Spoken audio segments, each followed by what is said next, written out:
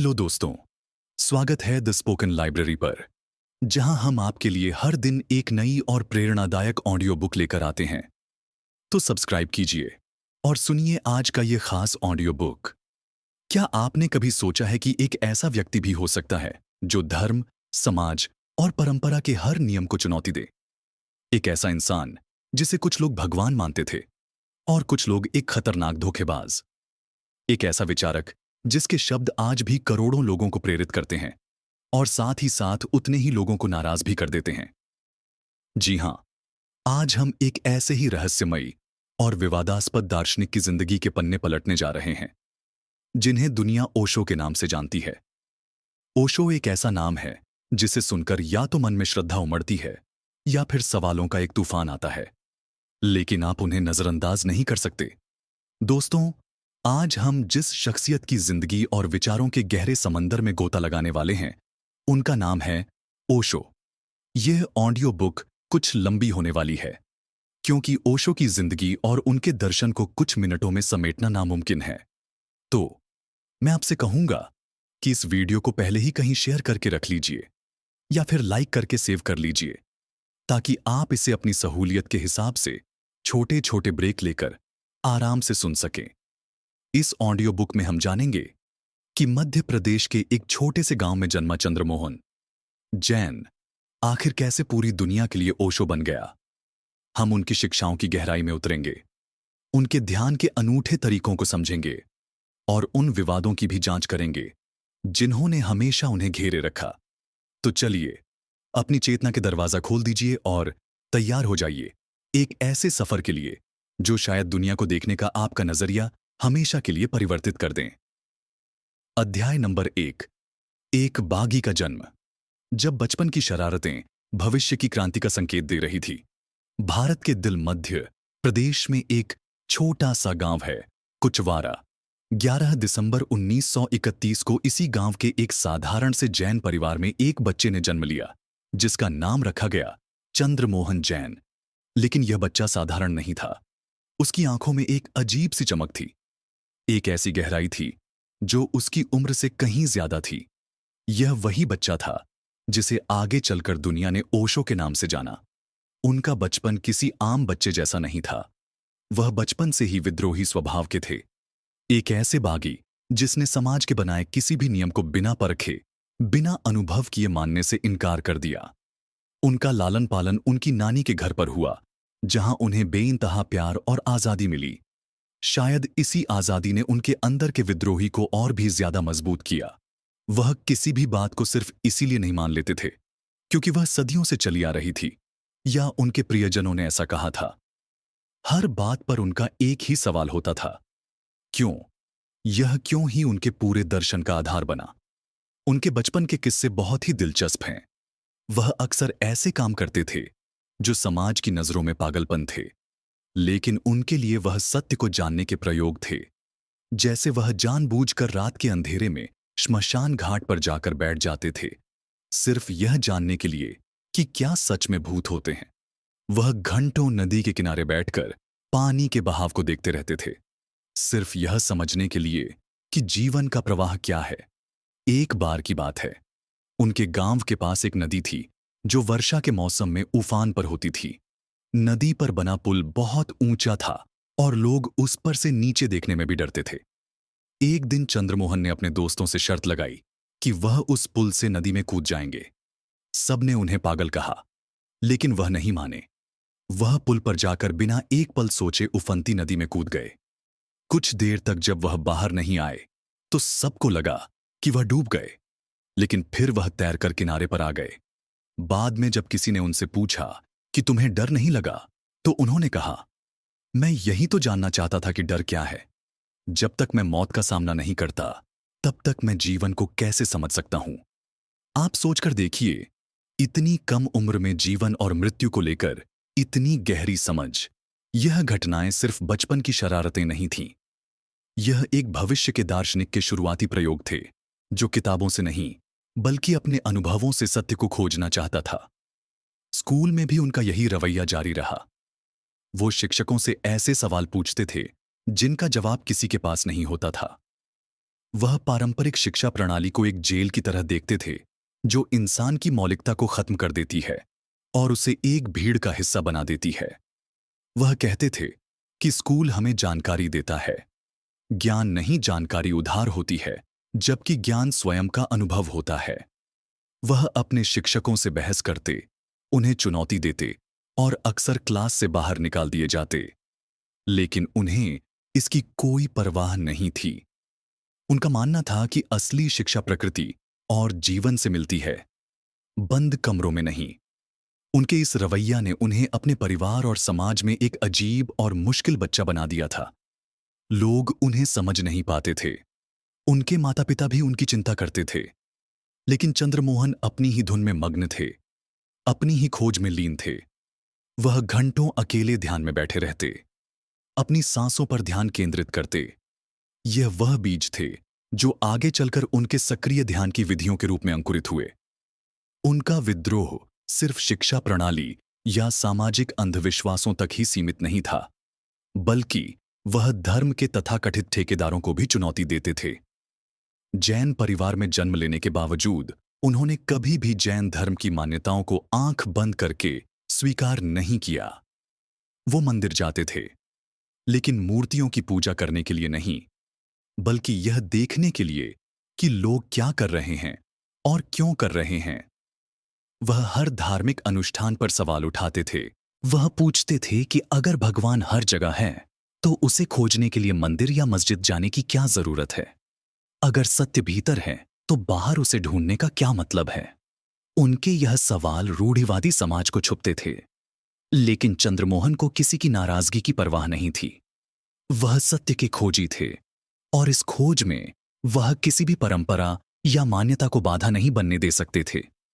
उनका बचपन इस बात का स्पष्ट संकेत था कि यह व्यक्ति दुनिया में किसी बने बनाए रास्ते पर चलने के लिए नहीं आया है, बल्कि वह अपना रास्ता खुद बनाने आया है।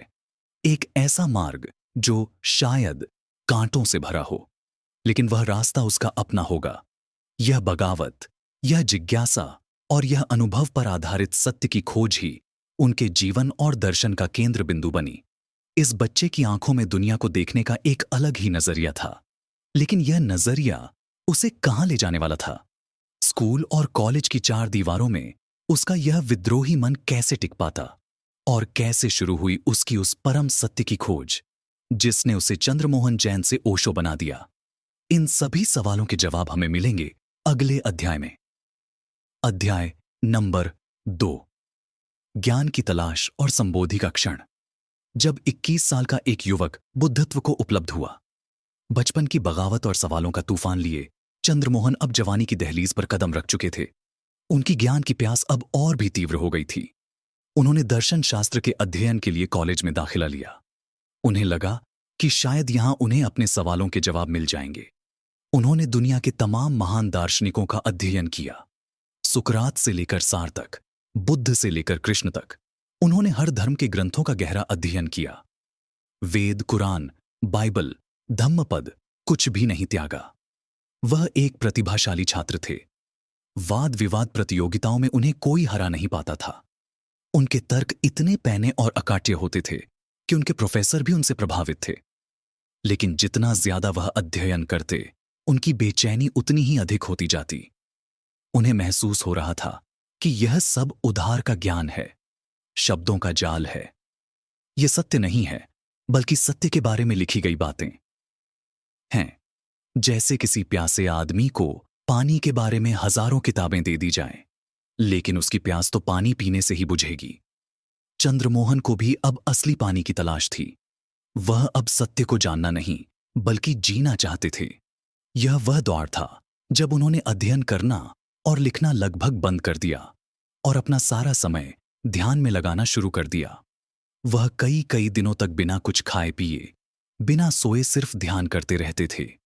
वह अपने शरीर और मन की सीमाओं को पार करने की कोशिश कर रहे थे। वह हर उस तरीके को आजमा रहे थे जिससे चेतना के पार जाया जा सके। यह एक बहुत ही पीड़ादायक और अकेला सफर था। कोई गुरु नहीं था, कोई मार्गदर्शक नहीं था। वह खुद ही अपने रास्ते बना रहे थे और खुद ही उन पर चल रहे थे।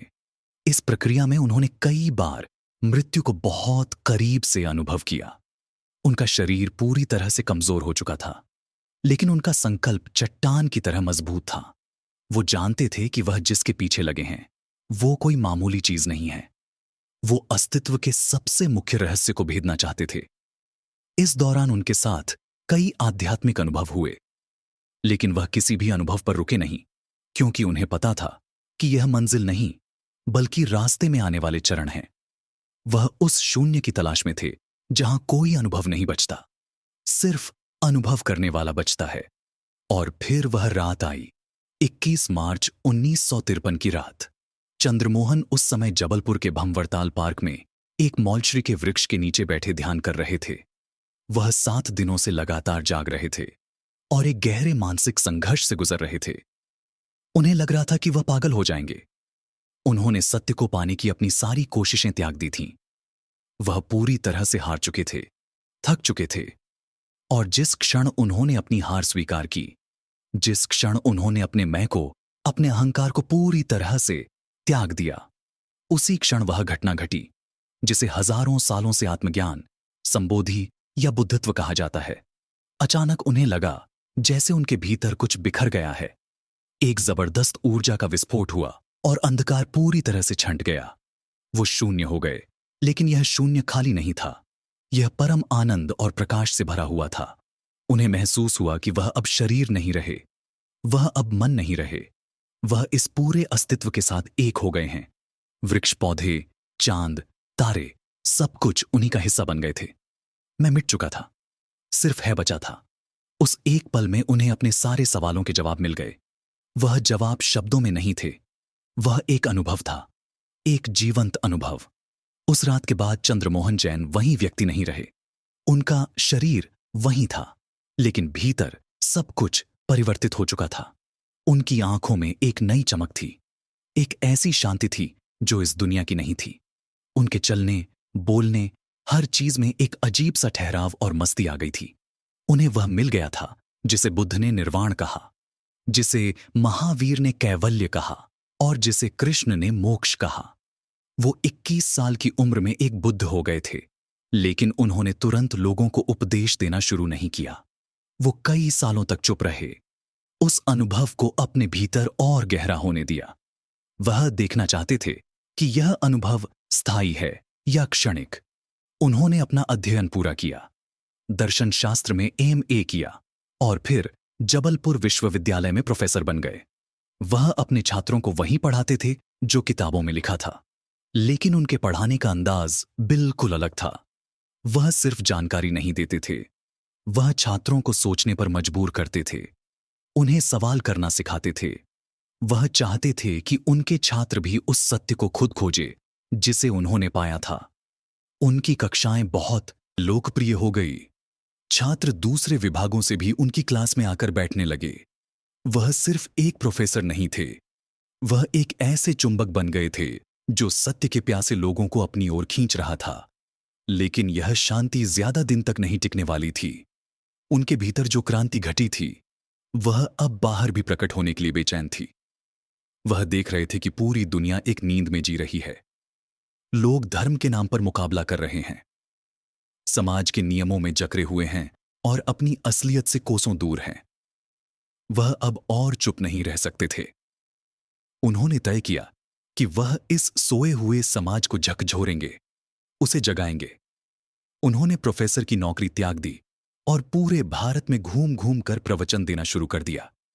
उनके प्रवचन किसी धार्मिक उपदेश की तरह नहीं होते थे, वह सीधे लोगों के दिल और दिमाग पर आघात करते थे। वह हर स्थापित मान्यता को चुनौती देते थे, चाहे वह धर्म हो, राजनीति हो या परिवार।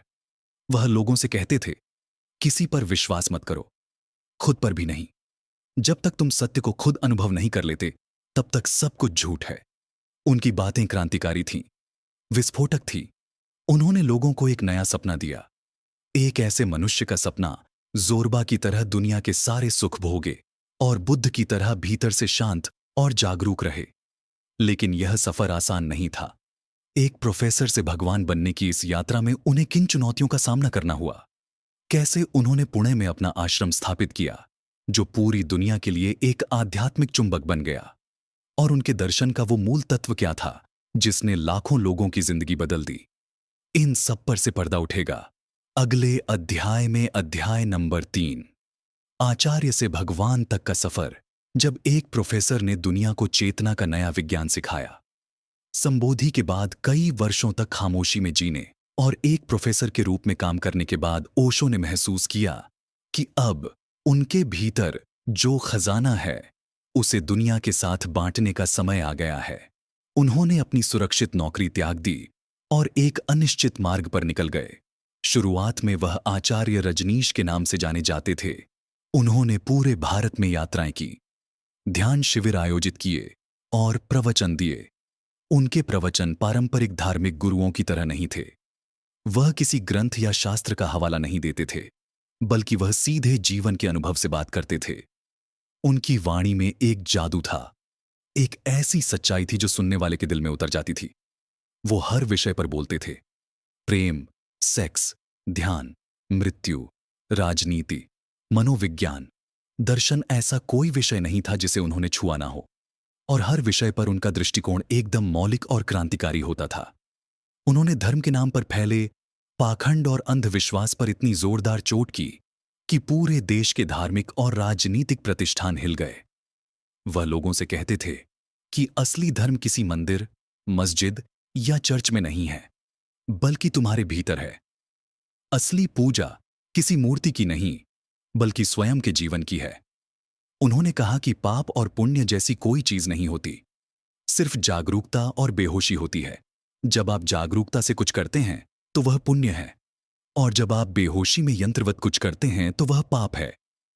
यह बातें उस समय के भारतीय समाज के लिए हजम करना बहुत मुश्किल था। उन्हें हर तरफ से विरोध का सामना करना हुआ। धार्मिक गुरुओं ने उन्हें धर्म विरोधी कहा, राजनेताओं ने उन्हें समाज के लिए खतरा बताया। उन पर कई बार जानलेवा हमले भी हुए। उनके कार्यक्रमों में हंगामा किया गया, लेकिन ओशो रुके नहीं।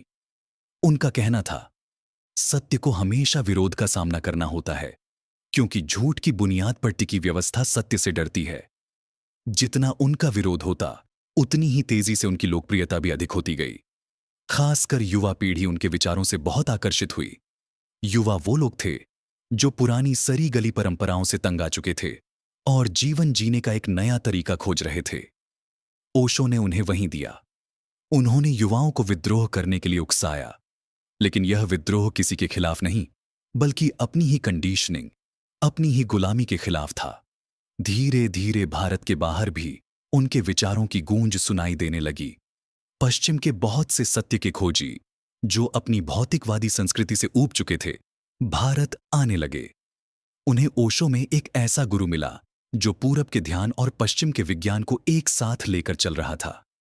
ओशो ना तो भौतिकवाद के खिलाफ थे और ना ही अध्यात्म के। वह कहते थे कि हमें दोनों को एक साथ जीना है। शरीर की जरूरतों को भी पूरा करना है और आत्मा की प्यास को भी बुझाना है। इसी संतुलन का नाम उन्होंने जोरबाद बुद्धा रखा। यह एक नए इंसान का घोषणा पत्र था। उनकी प्रसिद्धि इतनी अधिक हो गई कि अब भारत में कहीं भी रुकना उनके लिए मुश्किल हो गया था। उनके शिष्यों की संख्या हजारों में पहुंच चुकी थी। तब उन्होंने 1974 में महाराष्ट्र के पुणे शहर में एक आश्रम की स्थापना की।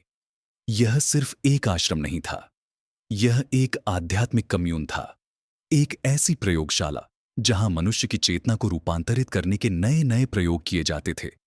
पूरी दुनिया से लोग यहां आने लगे। डॉक्टर, इंजीनियर, कलाकार, वैज्ञानिक, हर क्षेत्र के लोग पुणे आश्रम में आकर लोग हैरान रह जाते थे। यहां कोई पारंपरिक आश्रम जैसा माहौल नहीं था। कोई उदासी नहीं, कोई गंभीरता नहीं। यहां लोग नाचते थे, गाते थे, जश्न मनाते थे और साथ ही साथ गहरा ध्यान भी करते थे। ओशो ने कहा था, मेरा सन्यासी इस दुनिया से भागेगा नहीं, बल्कि इसी दुनिया में रहकर इसके हर रंग का आनंद लेते हुए अपनी चेतना को जगाएगा। उन्होंने सन्यास की पारंपरिक गेरुआ वस्त्र की धारणा को भी परिवर्तित कर दिया। उनके सन्यासी सूर्योदय के रंग यानी नारंगी और लाल रंग के वस्त्र पहनते थे और गले में उनकी तस्वीर वाली एक माला पहनते थे। यह इस बात का प्रतीक था कि वह एक नए सूर्योदय के साक्षी बन रहे हैं। इसी दौरान आचार्य रजनीश ने अपना नाम बदलकर भगवान श्री रजनीश रख लिया। भगवान शब्द से भारत में बहुत विवाद हुआ, क्योंकि यहां भगवान का मतलब ईश्वर से लिया जाता है। लेकिन ओशो ने इसका अर्थ समझाया। उन्होंने कहा कि भगवान का संस्कृत में अर्थ होता है द ब्लेस्ड वन, यानी वह व्यक्ति जो परम धन्यता को, परम आनंद को उपलब्ध हो गया हो।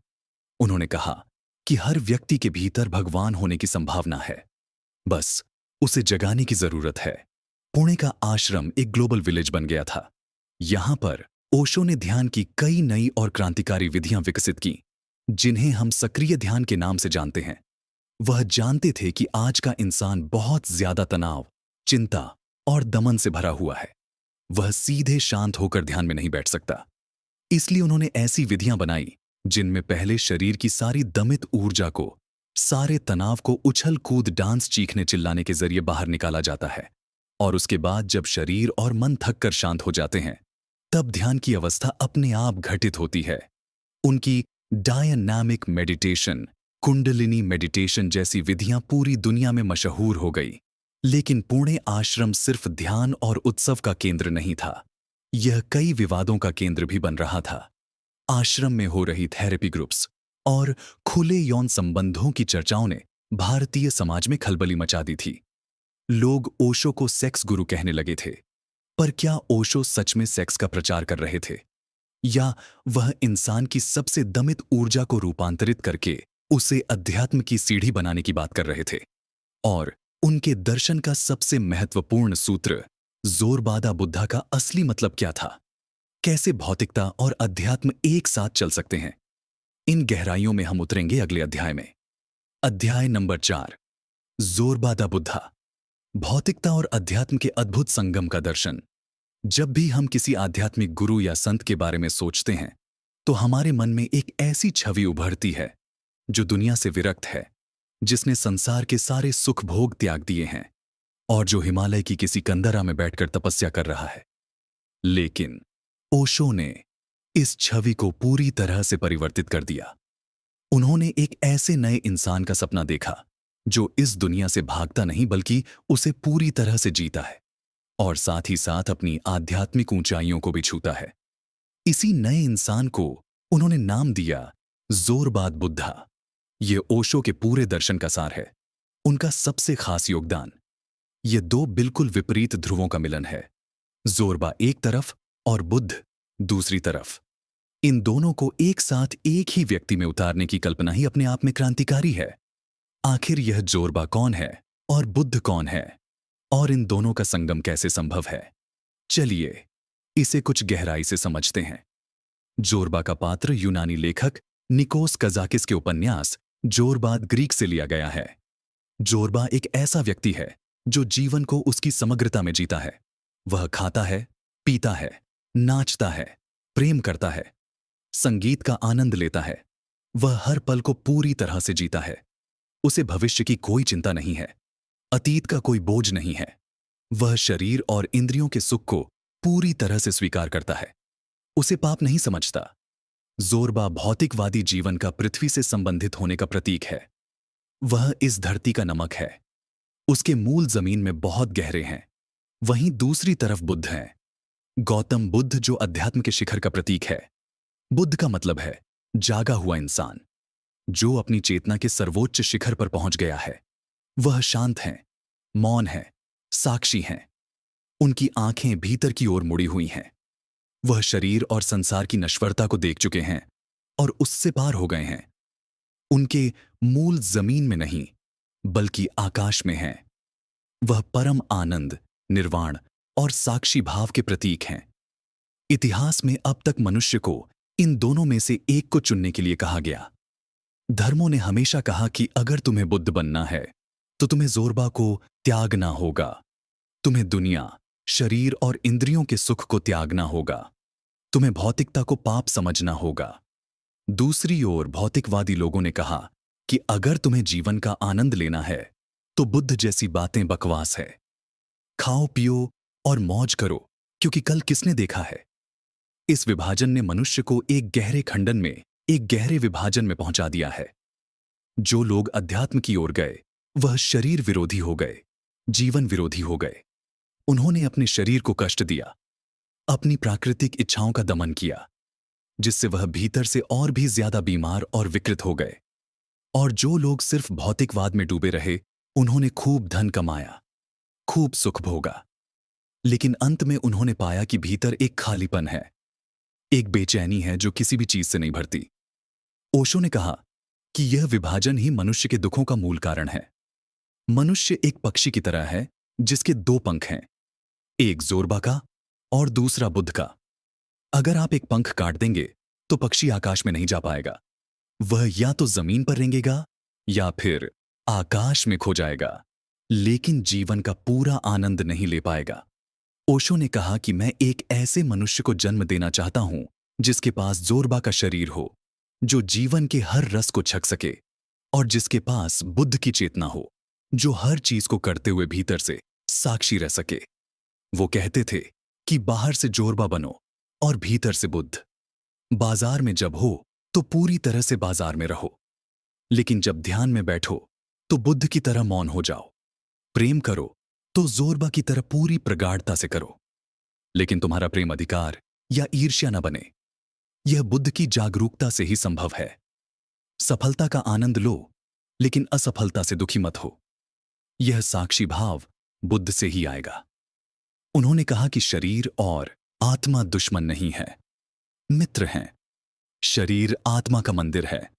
अगर मंदिर ही स्वस्थ और आनंदित नहीं होगा तो उसमें आत्मा का दिया कैसे जलेगा? उन्होंने कहा कि दुनिया को त्यागने की जरूरत नहीं है, दुनिया में रहते हुए ही जागने की जरूरत है। असली सन्यास भागने में नहीं, बल्कि जागने में है।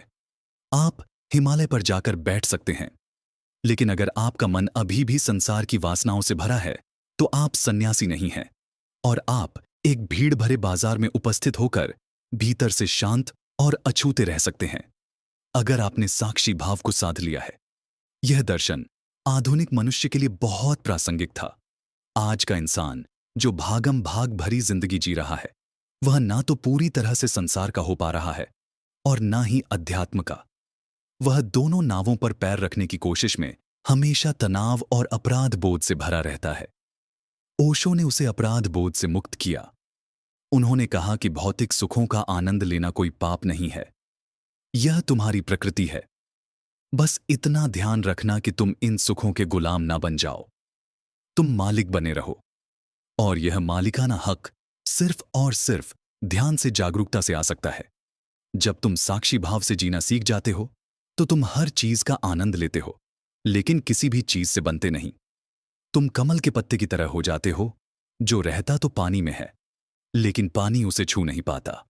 जोरबाद बुद्धा का मतलब है उत्सव, पूर्ण ध्यान, आनंद पूर्ण जागरूकता। यह जीवन को एक उत्सव बनाने की कला है, लेकिन इस संतुलन को साधना आसान नहीं है। इसके लिए चेतना को परिवर्तित करने वाले कुछ शक्तिशाली उपकरणों की जरूरत होती है। ओशो ने इन्हीं उपकरणों को सक्रिय ध्यान का नाम दिया। यह सक्रिय ध्यान की विधियां क्या हैं और यह कैसे आधुनिक इंसान के तनाव और दमन को बाहर निकालकर उसे ध्यान की गहराई में ले जाती है, इस क्रांतिकारी विज्ञान को हम समझेंगे अगले अध्याय में। अध्याय नंबर 5, ध्यान की क्रांति। आधुनिक मन के लिए सक्रिय ध्यान की विधियां। ओशो ने जब लोगों को ध्यान करना सिखाना शुरू किया तो उन्होंने महसूस किया कि हजारों साल पुरानी ध्यान की विधियां आज के इंसान पर काम नहीं कर रही हैं। पारंपरिक विधियां जैसे शांत बैठकर अपनी सांसों को देखना या किसी मंत्र का जाप करना उस समय के लोगों के लिए थी जब जीवन बहुत सरल, शांत और धीमा था। उस समय के इंसान के भीतर इतना तनाव, इतना दमन और इतनी बेचैनी नहीं थी। लेकिन 20वीं सदी का इंसान एक बिल्कुल अलग ही प्राणी था। वो लगातार दौड़ रहा था। उसके दिमाग में हजारों विचार एक साथ चल रहे थे। उसका शरीर तनाव से अकड़ा हुआ था और उसका मन भावनाओं के कचरे से भरा हुआ था। ओशो ने कहा कि ऐसे इंसान से अगर आप कहेंगे कि शांत होकर बैठ जाओ, तो वह बैठ तो जाएगा, लेकिन भीतर एक ज्वालामुखी उबलता रहेगा। वह बाहर से शांत दिखने का सिर्फ ढोंग करेगा, भीतर विचारों का तूफान चलता रहेगा। यह ध्यान नहीं, बल्कि एक और गहरा दमन होगा। इस समस्या को हल करने के लिए ओशो ने कुछ बहुत ही क्रांतिकारी और वैज्ञानिक ध्यान विधियों का आविष्कार किया, जिन्हें ओशो एक्टिव मेडिटेशंस या सक्रिय ध्यान के नाम से जाना जाता है। इन विधियों की सबसे खास बात यह है कि यह शांत बैठने से शुरू नहीं होती। यह शुरू होती है तीव्र शारीरिक गतिविधि से। ओशो का तर्क था कि पहले मन और शरीर में जो भी कचरा, जो भी दमित ऊर्जा भरी हुई है, उसे पूरी तरह से बाहर फेंकना होगा। जैसे अगर आपको जमीन पर कुछ सुंदर चित्र बनाना है, तो पहले जमीन को साफ करना होगा, सफाई करनी होगी। उसी तरह ध्यान की शांति का अनुभव करने से पहले मन के कोलाहल को बाहर निकालना जरूरी है। इसलिए उनकी ध्यान विधियों के पहले चरण में अक्सर तीव्र और अराजक श्वास, चीखना, चिल्लाना, कूदना, नाचना या शरीर को पूरी तरह से हिलाना शामिल होता है। इन गतिविधियों का उद्देश्य आपकी सारी दमित भावनाओं जैसे गुस्सा, निराशा, दुख को बाहर फेंकना है। जब आप पूरी ऊर्जा के साथ पूरी तरह से पागल होकर यह सब करते हैं, तो आप भीतर से हल्के और खाली होने लगते हैं। चलिए, उनकी सबसे प्रसिद्ध ध्यान विधि डायनामिक मेडिटेशन का उदाहरण लेते हैं। यह 1 घंटे की विधि है, जिसे सुबह के समय किया जाता है। इसके 5 चरण हैं। पहले चरण में 10 मिनट तक नाक से बहुत तेजी से गहरी और अराजक सांस लेनी होती है। पूरी ताकत लगाकर सांस अंदर लेना और बाहर त्यागना है, जिससे शरीर में एक ऊर्जा का तूफान पैदा हो। दूसरे चरण में अगले 10 मिनट के लिए आपको कैथार्सिस करना है, यानी रेचन। आपके भीतर जो कुछ भी है उसे बाहर फेंक दें। चीखें, चिल्लाएं, रोएं, हंसें, कूदें, नाचें, शरीर को पीटें। जो मन में आए वह करें। किसी भी चीज को रोके नहीं, बस एक पागल की तरह सब कुछ बाहर निकाल दें। तीसरा चरण 10 मिनट का है। इसमें दोनों हाथों को ऊपर उठाकर एड़ी के बल उछलना है और हूं हूं मंत्र का गहरा नाद करना है। यह ध्वनि आपके यौन केंद्र पर आघात करती है और ऊर्जा को ऊपर की ओर उठाने में मदद करती है। इन 3 तीव्र चरणों के बाद आता है चौथा चरण, जो 15 मिनट का है। 1 घंटी बजती है और आपको अचानक स्टॉप हो जाना है। जहां हैं, जैसे हैं, वैसे ही मूर्ति की तरह जम जाए। हिलना डुलना बिल्कुल बंद। अब आप सिर्फ एक साक्षी बन जाते हैं। आप अपने शरीर को, अपने विचारों को, अपनी भावनाओं को बस देखते हैं, बिना कोई निर्णय लिए, क्योंकि पहले 3 चरणों में आपने अपनी सारी ऊर्जा बाहर फेंक दी है। इसीलिए इस चरण में एक गहरी शांति और मौन का अनुभव करना बहुत आसान हो जाता है। आप अचानक पाते हैं कि कोई विचार नहीं है, मन बिल्कुल शांत है। यही ध्यान का क्षण है। और 5वां और अंतिम चरण 15 मिनट का है। संगीत बजना शुरू होता है और आप उस शांति और आनंद में धीरे धीरे नाचते हैं, उत्सव मनाते हैं। इस पूरे अनुभव को, इस ऊर्जा को अपने पूरे शरीर में फैलने देते हैं।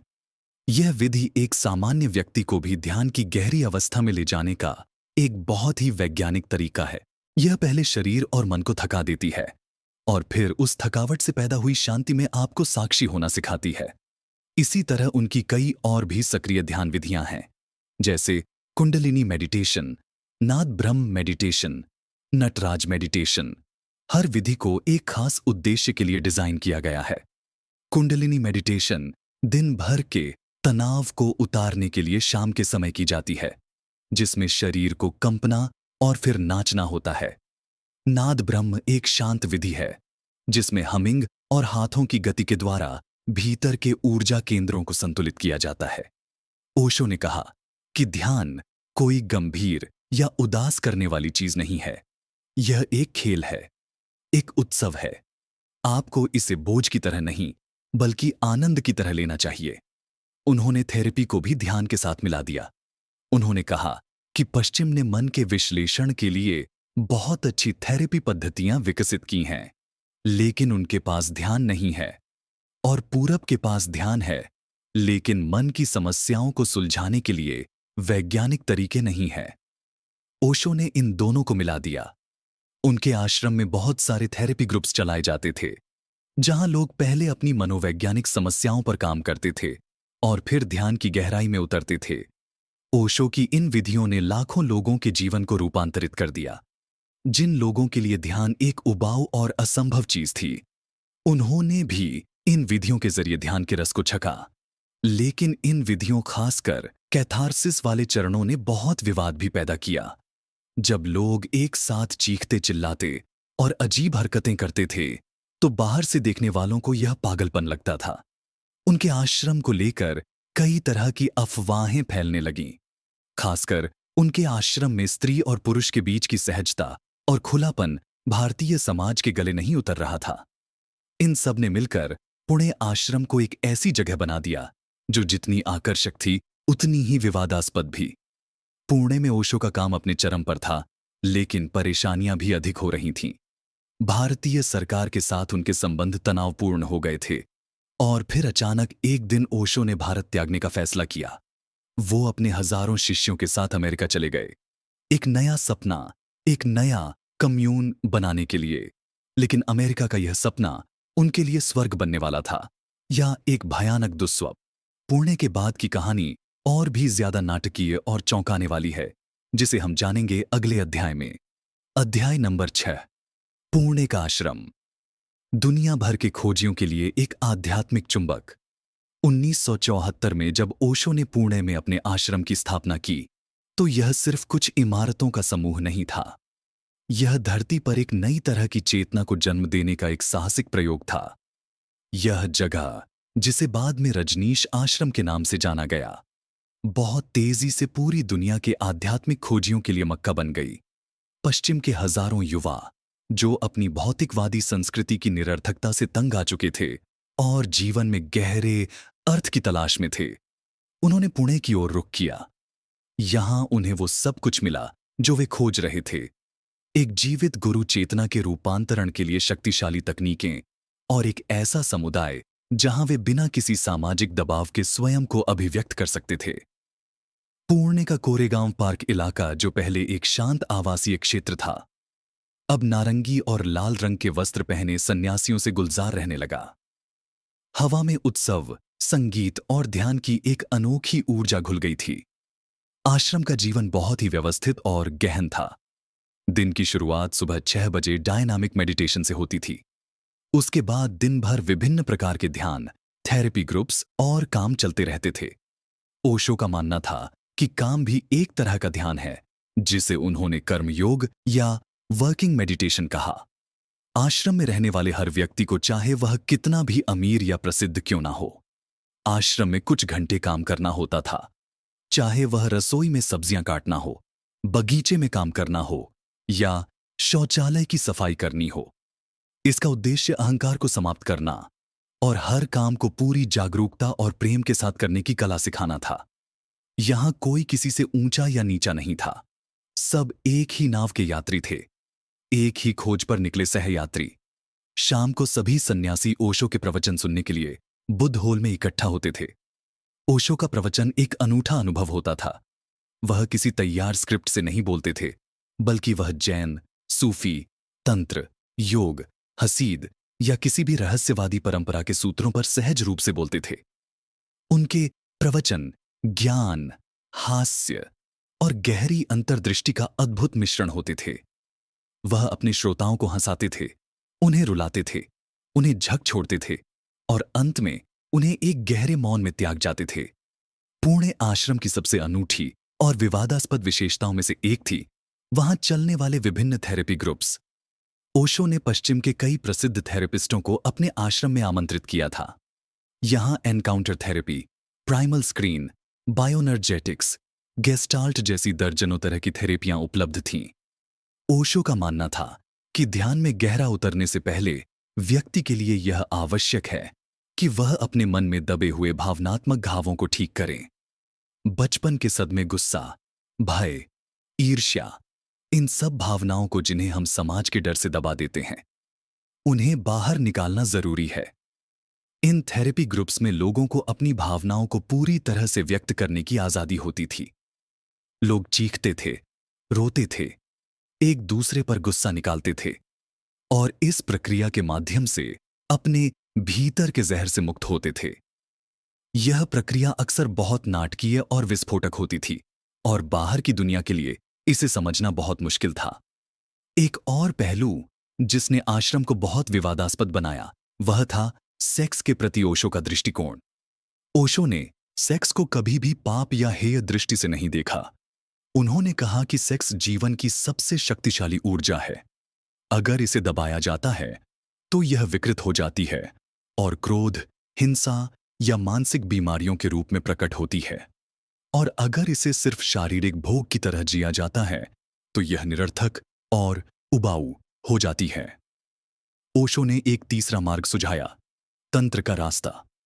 उन्होंने कहा कि सेक्स को ध्यान बनाया जा सकता है।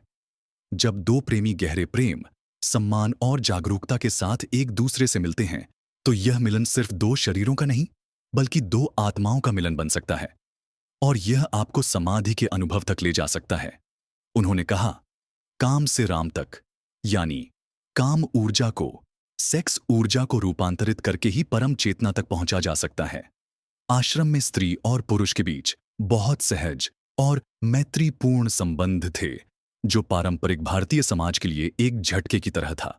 मीडिया ने इन बातों को अलग ढंग से पेश किया और ओशो को सेक्स गुरु का लेबल दे दिया, जबकि उनका असली जोर दमन से मुक्ति और ऊर्जा के रूपांतरण पर था।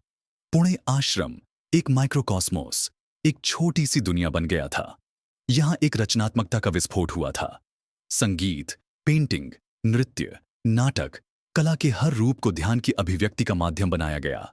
आश्रम की अपनी बेकरी थी, अपने खेत थे, अपना प्रकाशन गृह था, जहां ओशो की किताबें हजारों की संख्या में छपती थीं और दुनिया की दर्जनों भाषाओं में अनुवादित होती थीं। सब कुछ बहुत सुंदर था, एक सपने के सच होने जैसा। लेकिन हर सपने का एक अंत होता है। 1980 के दशक की शुरुआत तक आश्रम में इतनी भीड़ हो गई थी कि जगह कम होने लगी। साथ ही भारतीय सरकार के साथ ओशो के संबंध लगातार खराब होते जा रहे थे। सरकार उन्हें वीजा देने में आनाकानी कर रही थी और उनके आश्रम की गतिविधियों पर नजर रख रही थी। ओशो खुद भी सार्वजनिक रूप से बोलना बंद कर चुके थे और मौन में चले गए थे। आश्रम का संचालन उनकी सचिव शीला और कुछ अन्य प्रमुख सन्यासियों के हाथ में आ गया था। और फिर 1981 में एक चौंकाने वाली घोषणा हुई। ओशो और उनके हजारों सन्यासी भारत त्याग कर अमेरिका जा रहे थे। वह अमेरिका के ऑरेगन राज्य के एक रेगिस्तानी इलाके में एक बिल्कुल नया शहर, एक नया कम्यून बनाने जा रहे थे जो पूरी दुनिया के लिए एक आदर्श बनेगा। लेकिन क्या यह यूटोपिया, यह राम राज्य सच में बन पाया? या अमेरिका की धरती पर ओशो और उनके सन्यासियों का स्वागत एक ऐसे संघर्ष और टकराव से हुआ जिसकी किसी ने कल्पना भी नहीं की थी। रेगिस्तान में एक स्वर्ग बनाने का यह सपना कैसे एक भयानक दुस्वप्न में परिवर्तित हो गया?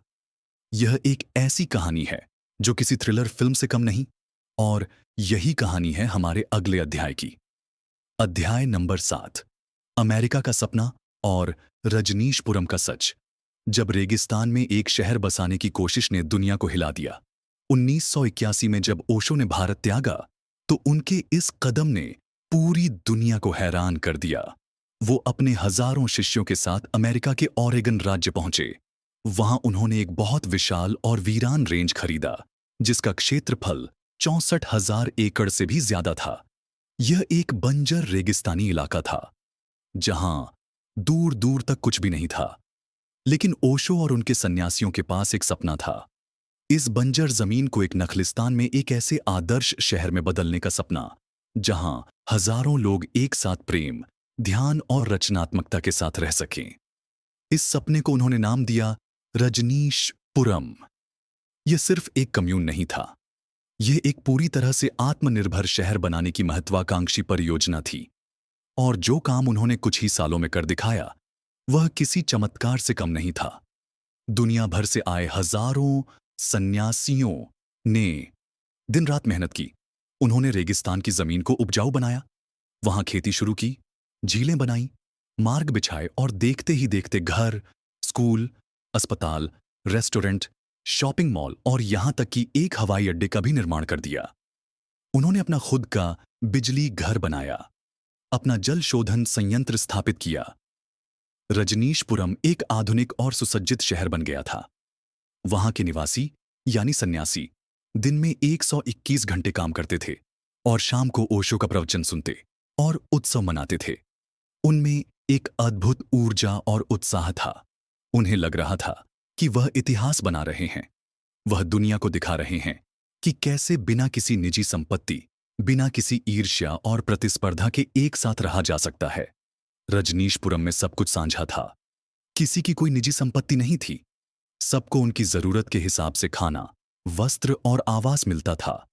यह एक विशाल कम्युनिस्ट प्रयोग जैसा था, लेकिन यह किसी तानाशाही पर नहीं, बल्कि प्रेम और ध्यान की नींव पर आधारित था। इस दौरान ओशो ने अपना मौन समाप्त कर दिया था और फिर से सार्वजनिक रूप से बोलना शुरू कर दिया था। लेकिन अब उनके प्रवचनों का अंदाज परिवर्तित हो गया था। वह अब शास्त्रों पर नहीं, बल्कि सीधे अपने सन्यासियों के सवालों के जवाब देते थे। उनके प्रवचन हास्य और चुटकुलों से भरे होते थे, लेकिन इन चुटकुलों के माध्यम से वह समाज, राजनीति और धर्म पर बहुत गहरे और तीखे कटाक्ष करते थे। खासकर वह अमेरिकी राजनीति, ईसाई धर्म और तथाकथित अमेरिकी जीवन शैली के पाखंड पर जमकर प्रहार करते थे। उन्होंने अपने अनुयायियों को भी प्रोत्साहित किया कि वे स्थानीय राजनीति में सक्रिय रूप से भाग लें। उन्होंने पास के एक छोटे से कस्बे एंटेलोप की नगरपालिका पर नियंत्रण कर लिया और उसका नाम बदलकर रजनीश रख दिया। यह कदम स्थानीय ओरेगन निवासियों के लिए एक सीधी चुनौती थी। वह पहले से ही इन अजीब लाल वस्त्र पहनने वाले लोगों को शक की निगाह से देखते थे और अब उन्हें लगने लगा कि यह लोग उनकी जमीन, उनकी संस्कृति और उनकी जीवन शैली पर कब्जा करना चाहते हैं। रजनीशपुरम की सफलता और उसके निवासियों का आत्मविश्वास स्थानीय लोगों और अमेरिकी सरकार की आंखों में खटकने लगा था। रजनीशपुरम और उसके पड़ोसियों के बीच तनाव तेजी से अधिक होने लगा। स्थानीय लोग शिकायत करते थे कि सन्यासी बहुत शोर करते हैं, उनके पास बहुत ज्यादा हथियार हैं और वह बहुत आक्रामक हैं। दूसरी ओर सन्यासियों का कहना था कि स्थानीय लोग उनके प्रति पूर्वाग्रह से ग्रस्त हैं, उन्हें परेशान करते हैं और उनके धार्मिक अधिकारों का हनन कर रहे हैं। मामला कानूनी संघर्षों तक पहुंच गया। सरकार ने रजनीशपुरम पर जोनिंग कानूनों और अप्रवासन कानूनों के उल्लंघन के आरोप लगाए। ओशो, जो अपने स्वास्थ्य कारणों से कम्यून के दैनिक मामलों में ज्यादा दखल नहीं देते थे, उन्होंने सारा प्रबंधन अपनी निजी सचिव मां आनंद शीला के हाथों में सौंप रखा था। शीला एक बहुत ही दबंग, होशियार औरतवाकांक्षी महिला थी। उसने कम्यून को बहुत कुशलता से चलाया, लेकिन साथ ही उसने कम्यून के दुश्मनों से निपटने के लिए बहुत ही आक्रामक और विवादास्पद तरीके अपनाए। जैसे जैसे बाहरी दुनिया का दबाव अधिक होता गया, शीला और उसके प्रबंधन समूह ने रजनीशपुरम को एक किले में बदलना शुरू कर दिया। उन्होंने अपनी खुद की एक पुलिस फोर्स बना ली, जिसका नाम पीस फोर्स था, और उसे अत्याधुनिक हथियारों से लैस कर दिया। कम्यून के भीतर भी माहौल परिवर्तित होने लगा। अब वहां पहले जैसी स्वतंत्रता और खुलापन नहीं रहा। शीला का नियंत्रण अधिक होता जा रहा था और जो कोई भी उसकी बात से असहमत होता, उसे कम्यून से बाहर निकाल दिया जाता। स्थिति तब और भी भयानक हो गई जब 1984 में स्थानीय काउंटी चुनावों को प्रभावित करने के लिए शीला और उसके समूह ने एक भयानक साजिश रची। उन्होंने पास के शहर के 10 रेस्टोरेंट्स के सलाद बार में साल्मोनेला बैक्टीरिया मिला दिया, जिससे सारे 700 से ज्यादा लोग बीमार हो गए। यह अमेरिकी इतिहास का पहला और सबसे विशाल बायोटेर हमला था। इसके अलावा उन पर अपने राजनीतिक दुश्मनों की हत्या की साजिश रचने और कम्यून के भीतर विशाल पैमाने पर वायर टैपिंग करने के भी आरोप लगे। जब इन आपराधिक गतिविधियों की खबर ओशो तक पहुंची, तो वह स्तब्ध रह गए। उन्होंने तुरंत शीला और उसके पूरे समूह को कम्यून से निकाल दिया और सार्वजनिक रूप से उनके अपराधों की निंदा की। उन्होंने अमेरिकी सरकार को जांच में पूरा सहयोग करने का वादा किया, लेकिन तब तक बहुत देर हो चुकी थी। अमेरिकी सरकार को रजनीशपुरम को नष्ट करने का बहाना मिल गया था। उन्होंने ओशो को अप्रवासन कानूनों के उल्लंघन के एक मामूली आरोप में गिरफ्तार कर लिया। उन्हें हथकड़ियों और जंजीरों में जकड़कर पूरे अमेरिका में एक जेल से दूसरी जेल में घुमाया गया, जहां उन्हें कथित तौर पर धीमा जहर थैलियम दिया गया। अंत में एक समझौते के तहत ओशो को अमेरिका त्यागने के लिए मजबूर कर दिया गया और उन पर दोबारा अमेरिका में प्रवेश करने पर प्रतिबंध लगा दिया गया। इस तरह रेगिस्तान में एक स्वर्ग बनाने का जो सपना देखा गया था, वो सिर्फ 4 सालों में ही बिखर गया। रजनीशपुरम को बंद कर दिया गया और उसके हजारों निवासी पूरी दुनिया में बिखर गए। लेकिन अमेरिका का यह अध्याय ओशो के जीवन के विवादों का अंत नहीं था, बल्कि यह तो बस एक शुरुआत थी। रोल्स रॉयस का मामला क्या था? क्यों ओएस को सेक्स गुरु कहा जाता रहा? और सत्ता के साथ उनका टकराव क्यों हमेशा बना रहा? इन जलते हुए सवालों की आग में हम गोता लगाएंगे अगले अध्याय में। अध्याय नंबर 8, विवादों का साया, रोल्स रॉयस, सेक्स और सत्ता का सच।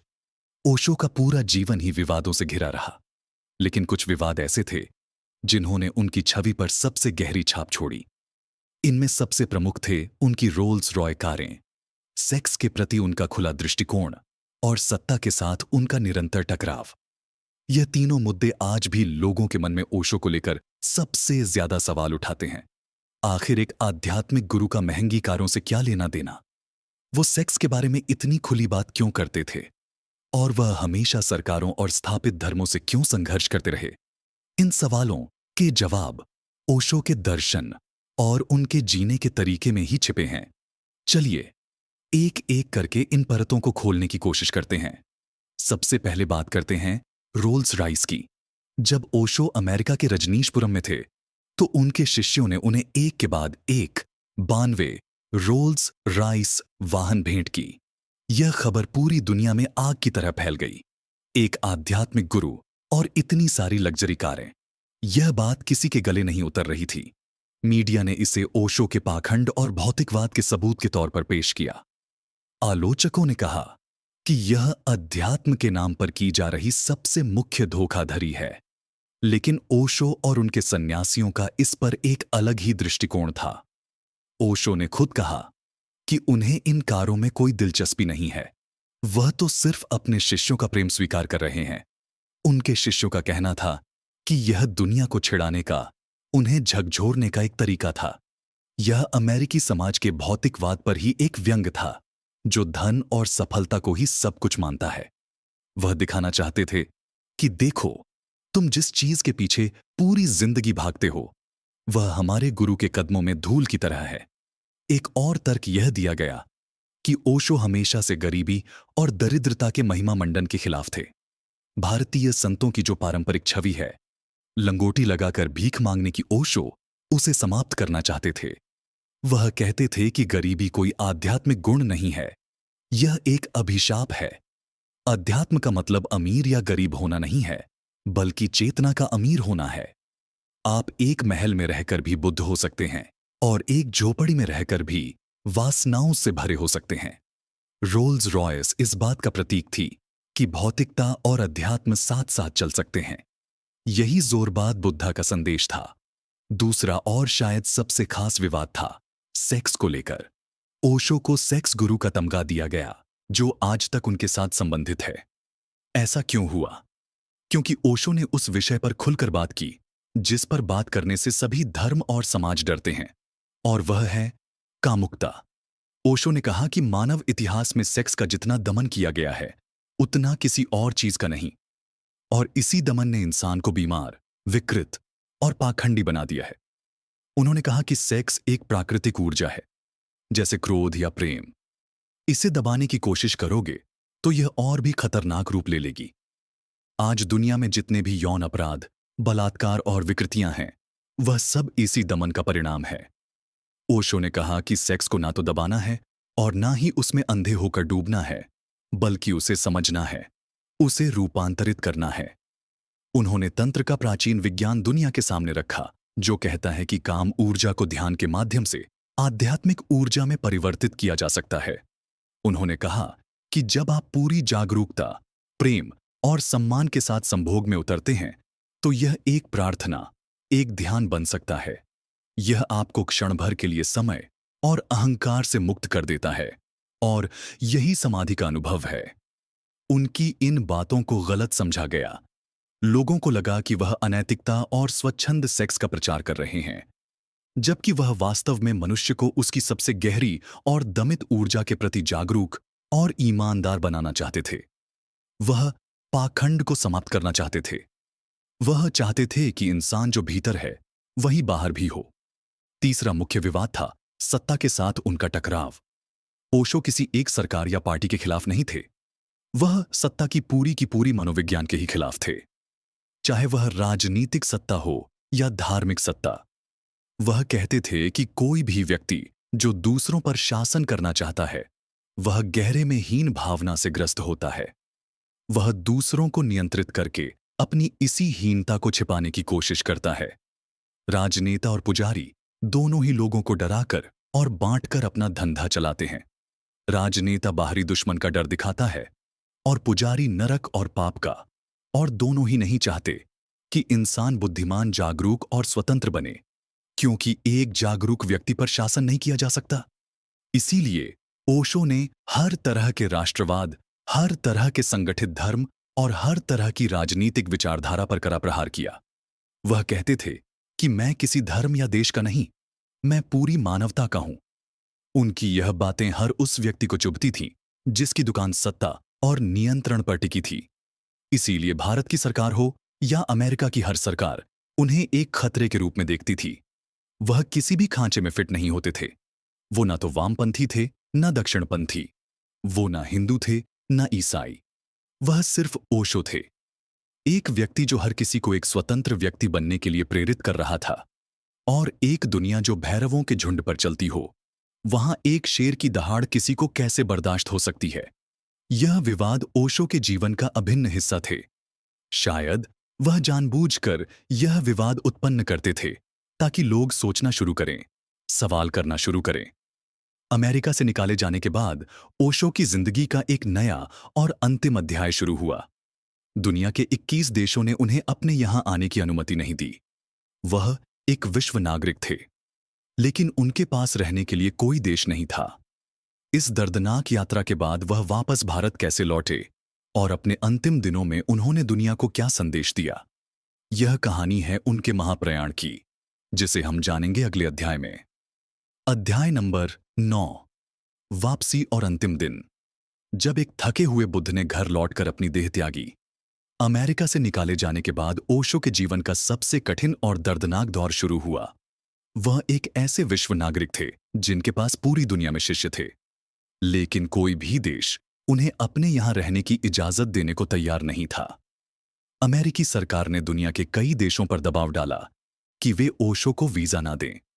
अगले कुछ महीनों में ओशो और उनके छोटे से समूह ने दुनिया भर के 21 देशों की यात्रा की, लेकिन हर जगह से उन्हें या तो निकाल दिया गया या प्रवेश करने से मना कर दिया गया।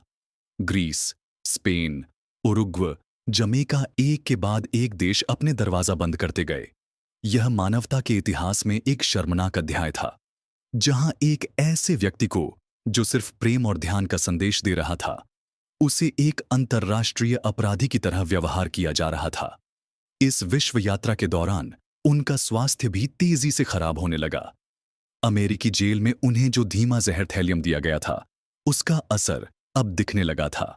उनका शरीर कमजोर हो रहा था, उन्हें लगातार दर्द रहता था, लेकिन उनकी चेतना और उनकी आंखों की चमक वैसी ही बनी हुई थी। अंत में थक हार कर जुलाई 1986 में ओशो वापस भारत लौट आए। वो मुंबई में अपने एक शिष्य के घर पर रुके। भारत में भी उनका स्वागत बहुत गर्मजोशी से नहीं हुआ। मीडिया और राजनेता अभी भी उनके खिलाफ थे, लेकिन उनके हजारों सन्यासी जो पूरी दुनिया में बिखर गए थे, उन्हें अपने गुरु के वापस आने की खबर मिली तो वह फिर से भारत की ओर आने लगे। जनवरी 1987 में ओशो वापस अपने पुराने घर पुणे के आश्रम में लौट आए। आश्रम का नाम अब परिवर्तित हो चुका था। यह अब रजनीश आश्रम नहीं, बल्कि रजनीश धम्म कहलाता था। आश्रम में एक नई ऊर्जा का संचार हुआ। पूरी दुनिया से सन्यासी वापस अपने प्यारे गुरु के पास लौटने लगे। पुणे का आश्रम एक बार फिर से ध्यान, उत्सव और संगीत से गुलजार हो गया। ओशो का स्वास्थ्य ठीक नहीं था, लेकिन उन्होंने फिर से शाम को प्रवचन देना शुरू कर दिया। उनके प्रवचन अब पहले से भी ज्यादा गहरे और काव्यात्मक हो गए थे। अब उनमें पहले जैसा तीखापन और आक्रामकता नहीं थी, बल्कि एक गहरी करुणा और मौन का वास था। वह अक्सर जैन की कहानियों पर बोलते थे, जो उनकी अपनी मनस्थिति को दर्शाती थीं। एक गहरी शून्यता, एक परम विश्राम। अपने अंतिम वर्षों में ओशो ने अपने नाम के साथ संबंधित भगवान शब्द को भी त्यागने का अनुरोध किया। उन्होंने कहा, मैं भगवान नहीं हूं, मैं तो बस एक दरवाजा हूं, एक झरोखा हूं जो तुम्हें उस परम आकाश की झलक दे सकता है जो तुम्हारे भीतर भी मौजूद है। फरवरी 1989 में उन्होंने अपने एक जापानी शिष्य के सुझाव पर ओशो नाम को स्वीकार किया।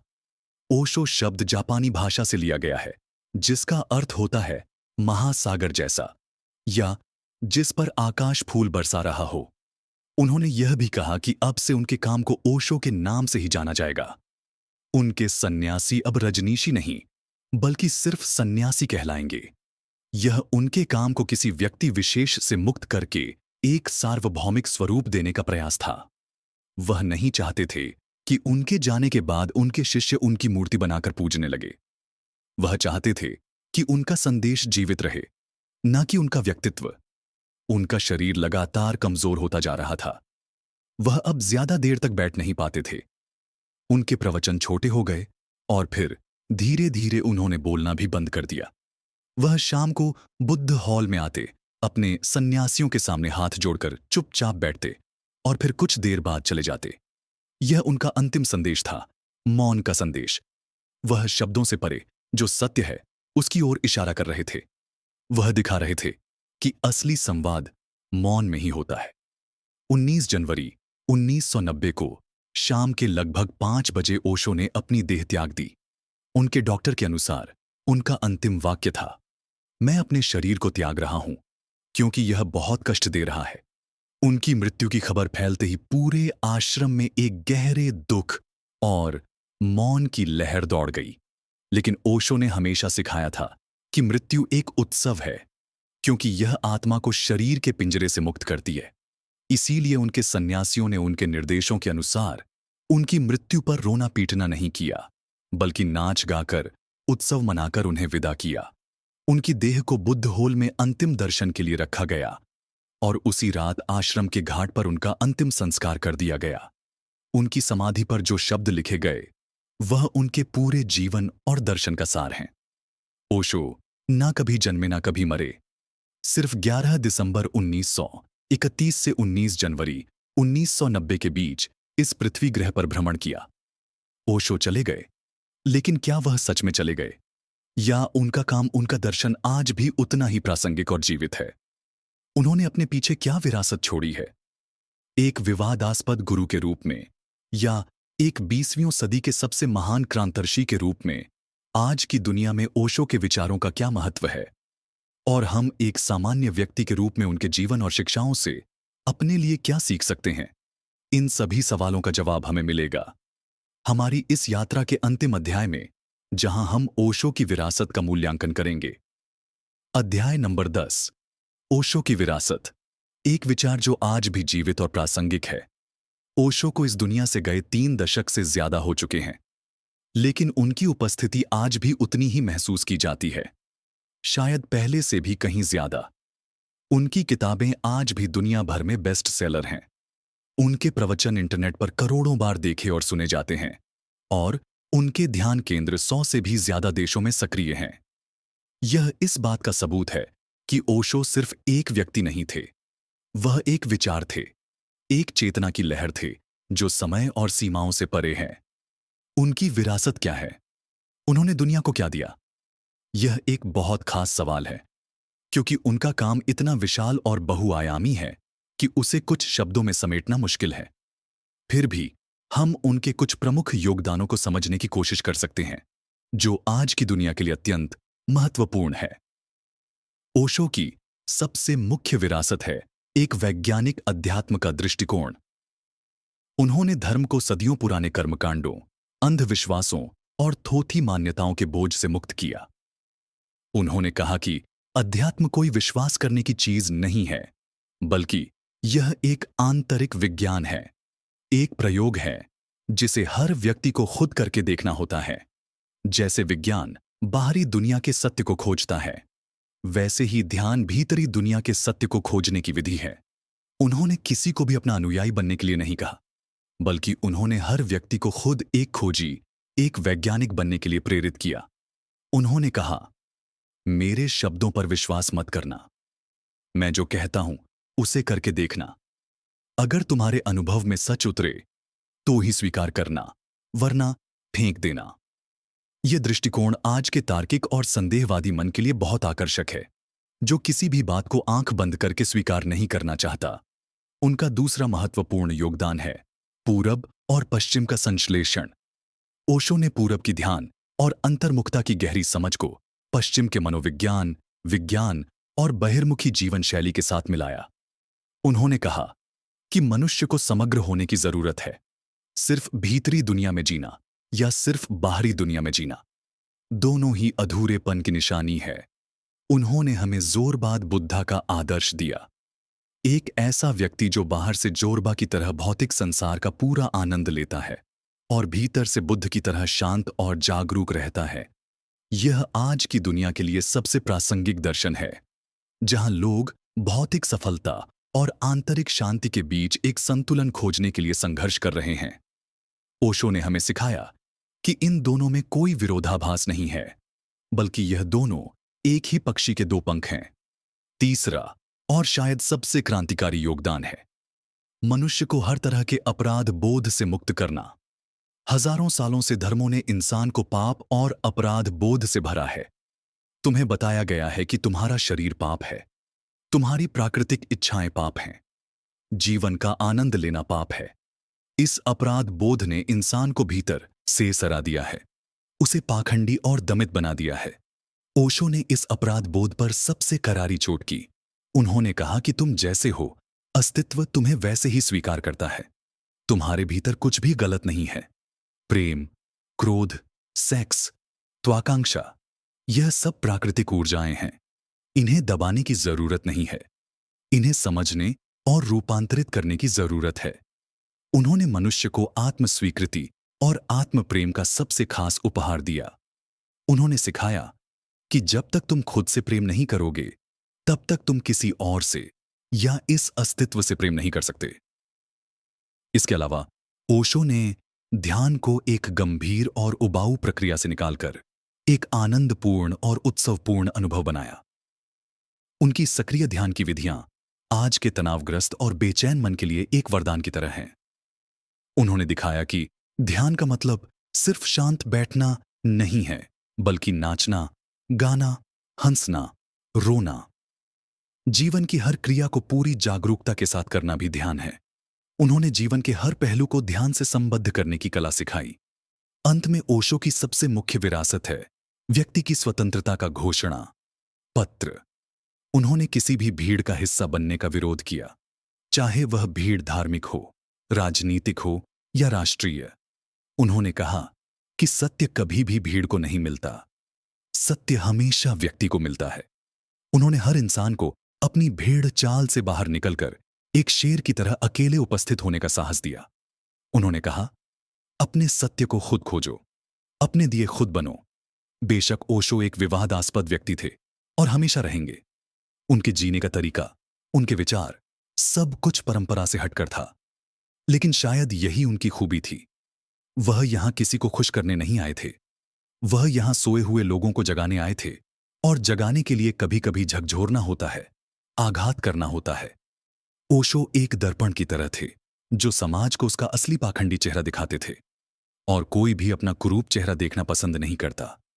उनकी विरासत एक चुनौती है, एक निमंत्रण है, अपनी बनाई हुई जेलों को समाप्त करने का, अपनी पूरी क्षमता में जीने का और अपने भीतर छिपे हुए बुद्ध को खोजने का। ओशो का काम पूरा नहीं हुआ है, यह बस शुरू हुआ है। यह अब हम पर निर्भर करता है कि हम उनकी इस मशाल को आगे ले जाते हैं या नहीं। और यहीं पर हमारी यह यात्रा एक महत्वपूर्ण स्थान पर आती है। हमने ओशो के जीवन को देखा, उनके दर्शन को समझा। अब सवाल यह है कि हम इससे क्या सीख सकते हैं। अध्याय नंबर 11, निष्कर्ष, ओशो की विरासत और हमारे जीवन के लिए सबक। ओशो की जिंदगी और उनके दर्शन के इस लंबे और गहरे सफर के बाद अब हम उस स्थान पर हैं जहां हमें रुककर यह सोचना है कि इस पूरी यात्रा का सार क्या है। हम अपने व्यक्तिगत जीवन में ओशो से क्या सीख सकते हैं, उनकी शिक्षाओं का हमारे रोजमर्रा के जीवन में क्या महत्व है। ओशो कोई ऐसे गुरु नहीं थे जो आपको बने बनाए नियम या समाधान देते हो, बल्कि वह आपको उपकरण देते थे ताकि आप अपने समाधान खुद खोज सकें। उनकी पूरी शिक्षा का केंद्र एक ही शब्द है, जागरूकता या अवेयरनेस। यही वह मास्टर की है। वह गुरु मंत्र है जो जीवन के हर ताले को खोल सकता है। तो आइए कुछ व्यावहारिक सूत्रों को समझने की कोशिश करते हैं, जिन्हें हम आज से ही अपने जीवन में अपना सकते हैं। सबसे पहली और महत्वपूर्ण सीख है हर चीज पर सवाल उठाना। हम सब एक कंडीशनिंग, एक सामाजिक सम्मोहन में जी रहे हैं। बचपन से हमें जो सिखाया गया है, समाज, धर्म, परिवार ने जो हमारे दिमाग में भरा है, हम उसी को सच मानकर जीते रहते हैं। ओशो हमें इस नींद से जागने के लिए कहते हैं। वो कहते हैं किसी भी बात को सिर्फ इसीलिए मत मानो क्योंकि वह हजारों साल पुरानी है या किसी पवित्र किताब में लिखी है। उसे अपनी तर्क की कसौटी पर कसो और सबसे जरूरी, उसे अपने अनुभव की कसौटी पर परखो। क्या आपने कभी बैठकर सोचा है कि आप जो मान्यताएं ढो रहे हैं वह सच में आपकी हैं या आपको उधार में मिली है? यह सवाल पूछना ही क्रांति की शुरुआत है। अपने जीवन के छोटे छोटे पहलुओं में इसे लागू करें। आप जो काम कर रहे हैं, क्यों कर रहे हैं? आप जिन रिश्तों में हैं, उनमें सच में प्रेम है या सिर्फ एक आदत? यह आत्मनिरीक्षण ही आपको अपनी सच्चाई के करीब लाएगा। दूसरी सीख है वर्तमान क्षण में जीना। हमारा मन या तो अतीत की यादों में भटकता रहता है या भविष्य की चिंताओं में। इस प्रक्रिया में जो एकमात्र सच्चाई है, यह वर्तमान क्षण, वह हमारे हाथ से निकल जाता है। ओशो कहते हैं कि जीवन ना तो अतीत में है ना भविष्य में, जीवन सिर्फ अभी और यहीं है। इस पल में पूरी तरह से मौजूद रहने की कला ही ध्यान है। आप जब खाना खा रहे हो तो सिर्फ खाना खाएं, उसके स्वाद, उसकी सुगंध को महसूस करें। जब आप चल रहे हो तो सिर्फ चलें, अपने कदमों को, हवा के स्पर्श को महसूस करें। यह बहुत सरल लगता है, लेकिन यह हमारे जीवन की गुणवत्ता को पूरी तरह से परिवर्तित कर सकता है।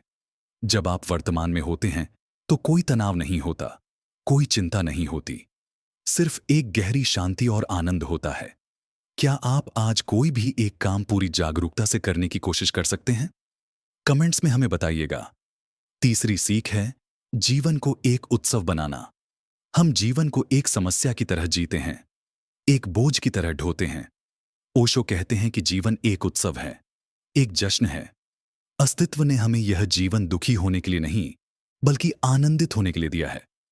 अपने जीवन में छोटी छोटी चीजों में आनंद खोजना शुरू करें। सुबह की पहली किरण, फूलों का खिलना, किसी बच्चे की हंसी, यह सब उत्सव के कारण है। हंसे, नाचे, गाएं, बिना किसी कारण के। हमने हंसने और आनंदित होने के लिए भी वजह ढूंढनी शुरू कर दी है। ओशो कहते हैं आनंद तुम्हारा स्वभाव है, उसके लिए किसी बाहरी कारण की जरूरत नहीं है। अपनी गंभीरता को कुछ कम करें, जीवन को एक खेल की तरह लेना सीखें। चौथी और अंतिम सीख है स्वयं से प्रेम करना और खुद को स्वीकार करना। हम हमेशा दूसरों की तरह बनने की कोशिश करते रहते हैं। हम अपनी कमियों को देखते हैं, अपनी तुलना दूसरों से करते हैं और खुद को कोसते रहते हैं। ओशो कहते हैं कि तुम अद्वितीय हो, तुम्हारे जैसा कोई दूसरा इस दुनिया में न कभी था, न कभी होगा। अस्तित्व ने तुम्हें जैसा बनाया है, तुम परिपूर्ण हो। अपनी अच्छाइयों और अपनी बुराइयों दोनों को स्वीकार करो। जब आप खुद को पूरी तरह से स्वीकार कर लेते हैं, तभी आप बदलना शुरू होते हैं। आत्म स्वीकृति ही रूपांतरण का पहला कदम है। अपने शरीर से प्रेम करो, अपने मन से प्रेम करो, अपनी भावनाओं से प्रेम करो। जब आप आत्म प्रेम से भर जाएंगे, तभी आपका प्रेम दूसरों की ओर भी बह सकेगा। ओशो एक पहेली थे और शायद वह यही चाहते भी थे। वह आपको कोई निश्चित उत्तर नहीं देना चाहते थे, बल्कि वह चाहते थे कि आप खुद सही सवाल पूछना सीखें। उनका जीवन एक खुला निमंत्रण है, अपनी पूरी क्षमता में जीने का, अपनी स्वतंत्रता को खोजने का और अपने भीतर के उस खजाने को पाने का जिसे बुद्ध ने निर्वाण कहा। वो एक उंगली थे जो चांद की ओर इशारा कर रही थी। बहुत से लोग उंगली को ही थाम कर रह गए, उसके विवादों में उलझ गए। लेकिन जो समझदार थे, उन्होंने उंगली को त्याग कर चांद को देखा और उनका जीवन रूपांतरित हो गया। उम्मीद है इस ऑडियो बुक ने आपको भी उस चांद की एक झलक देखने के लिए प्रेरित किया होगा। इस गहरे और लंबे सफर में अंत तक हमारे साथ बने रहने के लिए आपका बहुत बहुत धन्यवाद। हमने ओशो के जीवन और दर्शन के कई पहलुओं को छूने की कोशिश की, एक विद्रोही बच्चे से लेकर एक आत्मज्ञानी बुद्ध तक, एक विवादास्पद गुरु से लेकर एक वैश्विक विरासत तक, हमें उम्मीद है कि ओशो की जिंदगी और उनके विचारों ने आपको भी सोचने पर मजबूर किया होगा। आपके लिए ओशो कौन है? एक गुरु, एक दार्शनिक या एक विवादास्पद व्यक्ति? नीचे कमेंट्स में हमें अपनी राय जरूर बताइएगा। हमें आपके विचार जानकर बहुत अच्छा लगेगा। अगर आपको यह ऑडियो बुक पसंद आई हो तो कृपया इस वीडियो को लाइक करें, अपने दोस्तों और परिवार के साथ शेयर करें, और अगर आप यहाँ नए हैं तो द स्पोकन लाइब्रेरी को सब्सक्राइब करें करना बिल्कुल ना भूलें, ताकि आप भविष्य में आने वाली ऐसी ही ज्ञानवर्धक ऑडियो बुक्स को मिस ना करें। घंटी के आइकॉन को भी दबा दें ताकि आपको हर नए वीडियो की सूचना तुरंत मिल जाए। मिलते हैं अगली ऑडियो बुक में एक नए विषय, एक नई प्रेरणा के साथ। तब तक सुनते रहिए, सीखते रहिए और सबसे जरूरी जीते रहिए। धन्यवाद।